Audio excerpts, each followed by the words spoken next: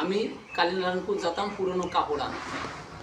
চার দোকানে বসে চা খাচ্ছি, হঠাৎ একটা কুকুর এসে পাশে এসে দাঁড়াই আমার মুখের দিক তাকিয়ে থাকবে। আমি 5 টাকা দামের একটা বিস্কুট তার কিনে দিলাম। দেওয়ার পরে সে খাইয়ে দিয়ে আমার পাশে থাকতো। প্রতি সপ্তাহে যেতাম, আর প্রতি সপ্তাহে ওই টাইমে ওই কুকুরটা ওখানে আসতো। একদিন আমি কারণবশত যেতে পারিনি সেই কাপড় আনতে, সেই পরের সপ্তাহে গেছি। আসলে সেই কুকুরটা আমার পিছনে আসিয়ে ওরে ঘোরাঘুরি করছে, বোঝানোর চেষ্টা করছে যে তুমি আগের সপ্তাহে কোথায় গেছিলে, আসলে না কেন। সে যদি মানুষ হতো তাহলে বলতে পারত।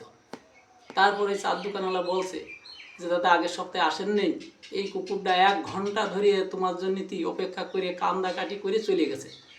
তাহলে চিন্তা করেন, 5 টাকার একটা বিস্কুট দিতাম তার, যতবেল আমি ট্রেনে না উঠতাম আমার 5 ঘুরতো।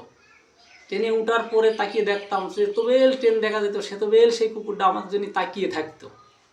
আর এই দেশের মানুষ, এমন কোনো মানুষ বলতে পারবে না যে আমি মমতার টাকা খাইনি। এমন কোনো মানুষ বলতে পারবে না যে আমি মমতার টাকা খাইনি।